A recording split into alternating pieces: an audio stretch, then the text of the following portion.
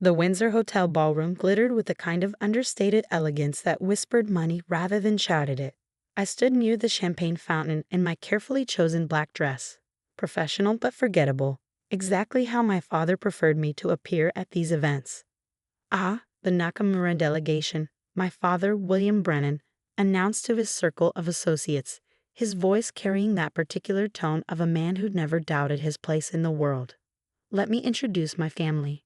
This is my son, Marcus, the future CEO of Brennan Industries. Marcus straightened his shoulders, preening under the attention. At 28, he'd been the heir apparent since birth, groomed for leadership despite showing more interest in his golf handicap than profit margins. And this is my daughter Emma, Dad continued, his hand barely gesturing in my direction. She helps with filing. Filing. 7 years of strategic planning, 3 years of managing our Asian Pacific operations remotely, and an MBA from Wharton reduced to filing. I maintained my practiced smile, the one that said I was harmless, decorative, and properly aware of my place. Mr. Tanaka, the head of Nakamura Corporation, studied me with dark, intelligent eyes. His team stood behind him. 5 executives I'd been corresponding with for 3 years, though they'd never seen my face. Only my work. Miss Brennan, Mr. Tanaka said, bowing slightly. A pleasure to finally meet you. The pleasure is mine, Tanaka-san.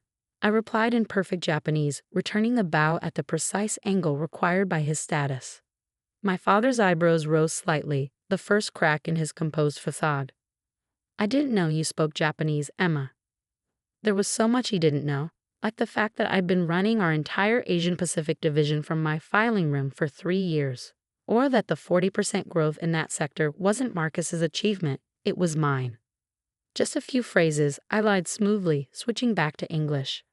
I like to make our international guests feel welcome. How thoughtful, my father said, already dismissing me as he turned back to Mr. Tanaka. Now, about the Yokohama expansion, Marcus has some excellent ideas. Marcus launched into his prepared speech, the one I'd written for him last week. I watched Mr. Tanaka's expression remain politely neutral as my brother butchered the pronunciation of every Japanese term and confused Yokohama with Osaka twice. I excused myself, ostensibly to check on the catering but really to avoid watching my work filtered through my brother's mediocrity. In the hallway, I pulled out my phone to find several urgent emails from Takeshi Yamamoto, Nakamura Corporation's CFO. EB, his message read, using the initials I'd hidden behind for 3 years.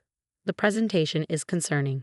Is this really the strategy we discussed? Your brother seems confused about basic logistics. I typed back quickly, technical difficulties with communication. We'll send clarification tomorrow. Emma? A voice behind me made me turn. James Chen, our VP of Operations and one of the few people who knew the truth about my role, stood there looking amused. Hiding from the festivities. Just checking on a few things, I said, showing him my phone. His expression grew serious. How long are you going to keep this up? Letting Marcus take credit while you run half the company from the shadows. As long as necessary. Your father just introduced you as a filing clerk. To Tanaka. To the man whose business you've personally grown by 40%. I know. It's insulting. It's strategic, I corrected. Dad's not ready for a daughter in leadership, but the company needs the work done. So I do it quietly. James shook his head. What happens when Tanaka finds out? The Japanese value honesty and relationship building. This deception won't matter if the numbers stay good. But even as I said it, doubt crept in. 3 years of shadow leadership had taken its toll. Watching Marcus accept accolades for my strategies, hearing my father dismiss my contributions, pretending to be less than I was, it was exhausting. We returned to the ballroom where the formal presentation was beginning. Marcus stood at the podium, clicking through slides I'd designed, reading words I'd written, taking credit for relationships I'd built. Our success in the Asian market, he declared confidently, is due to my innovative approach to cross-cultural business. I saw several members of the Nakamura team exchange glances. Takeshi Yamamoto was frowning, studying Marcus with the intensity of someone solving a puzzle. The presentation continued for 20 minutes. Marcus stumbled over the financial projections, confused the supplier contracts, and completely mangled the timeline for the Singapore expansion. Each mistake was like a small cut, death by 1,000 errors. Finally, mercifully, it ended. The applause was polite but lukewarm. My father's jaw was tight. He knew something had gone wrong but couldn't pinpoint what. "Thank you, Marcus," Mr. Tanaka said, rising from his seat. His voice was perfectly courteous, giving nothing away. Most illuminating.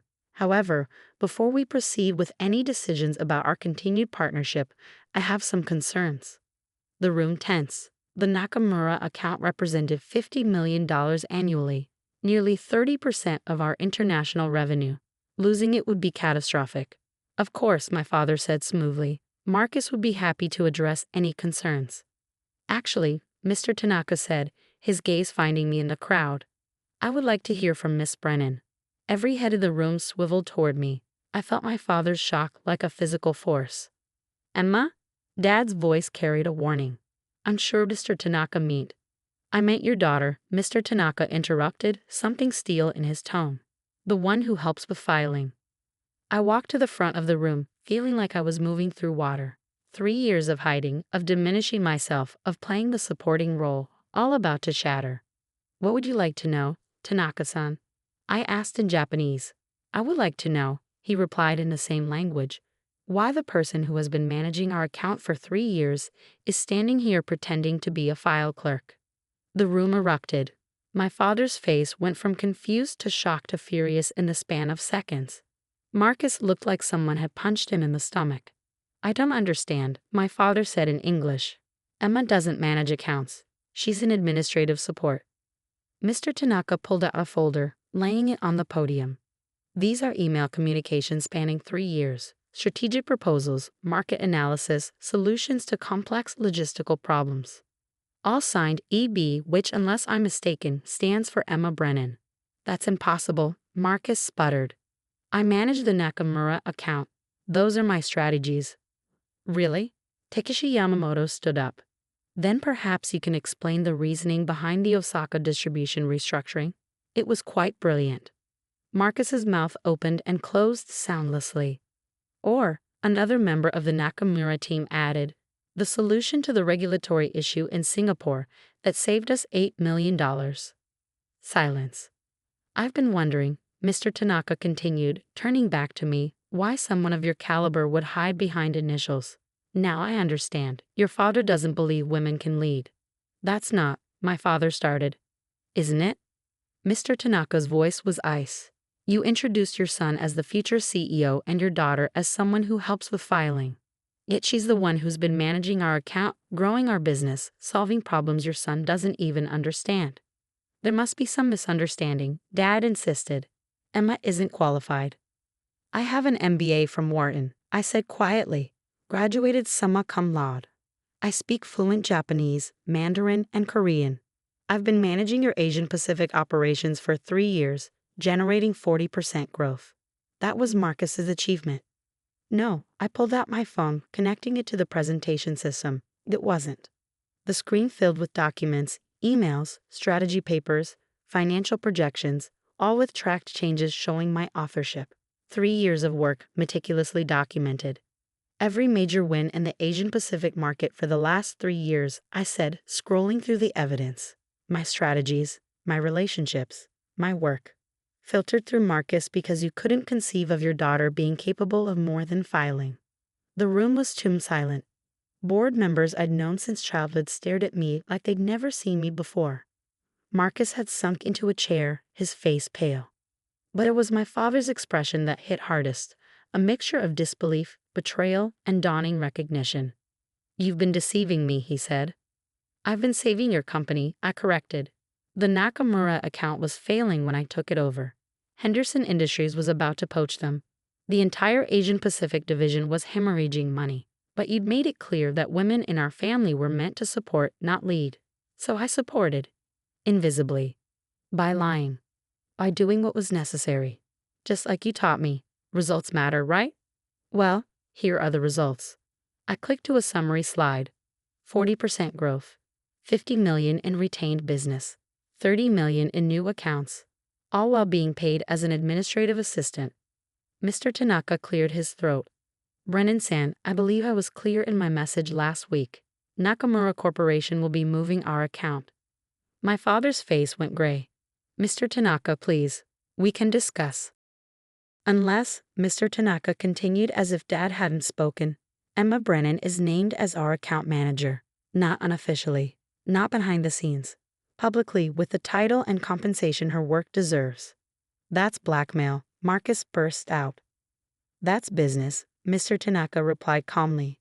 We invest in competence, not chromosomes. Your sister has proven her worth. You have proven only that you can read her words badly. The board would never approve. My father started. The board would never approve losing $50 million in revenue. Harrison Walsh, our chairman, interrupted from his table. William, I think we need to discuss this. Immediately. The next hour was chaos. Board members huddled in corners. My father and Marcus retreated to a side room with several executives. Guests murmured and gossiped. The gala transformed into the most dramatic business event of the year. I stood on the balcony, letting the cool air calm my racing heart. 3 years of secrets, spilled in minutes. The careful balance I maintained, being useful enough to protect the company but invisible enough to protect my father's ego, shattered beyond repair. That was quite a revelation. I turned to find Mr. Tanaka beside me, his expression thoughtful. I apologize for the deception, Tanaka-san. It was never meant to. He held up a hand. I've known for 6 months. I stared at him. What? Takeshi recognized your writing style. We investigated. E.B. Emma Brennan. Not a difficult puzzle. He smiled slightly. We were curious how long you would maintain the charade. Why didn't you say anything? Because I wanted to see what your father would do when faced with the truth. Would he embrace your talents or cling to his prejudices? He sighed. I have daughters, Emma-san. Brilliant women who face similar battles.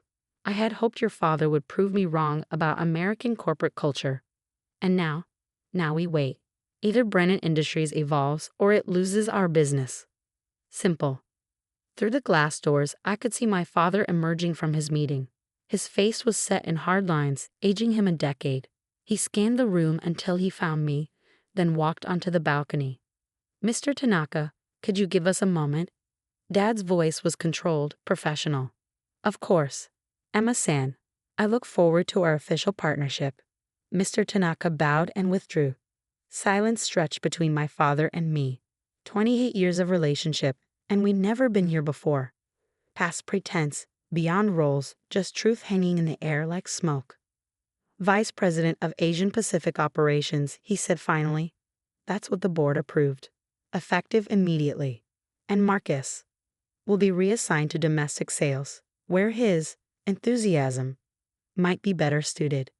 I nodded, waiting. You made a fool of me, he said, his voice tight, in front of clients, competitors, everyone. You made a file clerk of me, I replied, despite my qualifications, my proven results, my dedication to this company, because I'm a woman. I was protecting you. The business world is brutal. I know. I've been succeeding in it for 3 years while you weren't looking. His jaw worked. Your mother warned me this would happen. Said I was too stuck in old ways. Too proud to see what was in front of me. Mom had died when I was 15, but her voice still echoed in moments like this. She'd run her own design firm, small but successful, constantly battling my father's condescension disguised as concern. She was right, I said simply. Yes, the admission seemed to cost him. She usually was. Another silence. Inside the gala was resuming some semblance of normalcy, though clusters of people still whispered and pointed. I don't know how to do this, he admitted. How to see you as this, whatever you've become. I've become what you raised me to be, just not in the package you expected. Vice President, he said, testing the words. My daughter, the Vice President. Your daughter, the one who saved the Nakamura account. Twice. A ghost of a smile crossed his face. Your mother would be insufferably proud. Good. He turned to go, then paused. The Singapore proposal on Marcus's desk. That's yours too. All of it. It's brilliant. I know. This time his smile was real, if pained. We'll need to discuss salary, benefits, real ones, not the administrative pittance you've been accepting. James Chen has a proposal prepared. He's been advocating for this for 2 years. Of course he has. Dad shook his head. How many people knew? everyone who bothered to look past their assumptions. He absorbed that, then straightened his shoulders, the William Brennan who'd built an empire from nothing, preparing for battle. There will be pushback. Board members who think like I did. Clients who aren't as progressive as Tanaka. Employees who've never seen a woman in real leadership here. I've been leading from the shadows for 3 years. At least now I can do it in the light. It won't be easy. It never has been. He studied me, really looked at me for perhaps the first time. Not as his daughter, not as a subordinate, but as what I'd made myself into despite his limitations. Vice President Emma Brennan, he said formally, extending his hand. Welcome to the leadership team. I shook his hand, firm and professional. Thank you. Now, should we go salvage what's left of the gala? I believe you have a new organizational structure to announce. We walked back into the ballroom together. The conversation stopped, all eyes tracking our movement. At the podium, my father cleared his throat. Ladies and gentlemen, I have an additional announcement. It seems Brennan Industries has been benefiting from hidden talent. Effective immediately, Emma Brennan will serve as Vice President of Asian Pacific Operations. The applause was scattered at first, then grew as Mr. Tanaka and his team stood, clapping deliberately. James Chen whistled. Even some board members, seeing which way the wind was blowing, joined in. Marcus sat alone at his table, staring at his untouched champagne. I'd deal with my brother later. 3 years of taking credit had left him unprepared for actual responsibility. We both have to figure out who he really was without my work to hide behind. Additionally, my father continued, his voice gaining strength. I owe you all an apology, and my daughter an even bigger one. It seems my old-fashioned views have been costing this company its best asset. That changes now. He found me in the crowd. Emma, would you say a few words about your vision for the Asia-Pacific division? I walked to the podium, no longer invisible, no longer diminished. The microphone felt like vindication in my hand. Thank you. I began in English, then switched to Japanese. Tanaka-san, arigato gozaimashita. Thank you for everything, not just the ultimatum, but for seeing me when my own family couldn't.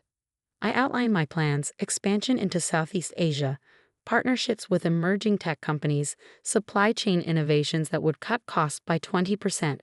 No more filtering through Marcus, no more hiding behind initials. Just competence, finally acknowledged. When I finished, the applause was genuine. Mr. Tanaka approached the podium. Nakamura Corporation is pleased to not only maintain but expand our partnership with Brennan Industries, he announced. We look forward to working with Vice President Brennan directly. Officially. $50 million retained, plus the promise of more. All because one man believed women could lead and forced another to confront his prejudice. The rest of the evening blurred. Congratulations, questions, barely veiled curiosity about how I pulled off such a deception. I handled it all with the same skills I'd used to manage million-dollar accounts, grace, precision, and just enough steel to remind them I'd earned this.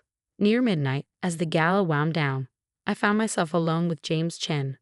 So, he said, grinning, how does it feel to finally be yourself?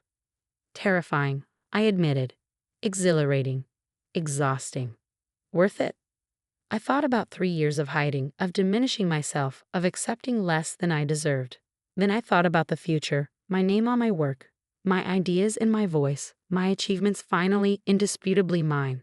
Ask me in a year, I said. But we both knew the answer. Some things were worth fighting for, even if the battle was against your own family's limitations. Even if victory came not through confrontation, but through quiet competence that eventually became too big to ignore. I was done filing. It was time to lead. And despite everything, or maybe because of it, my father was finally ready to let me.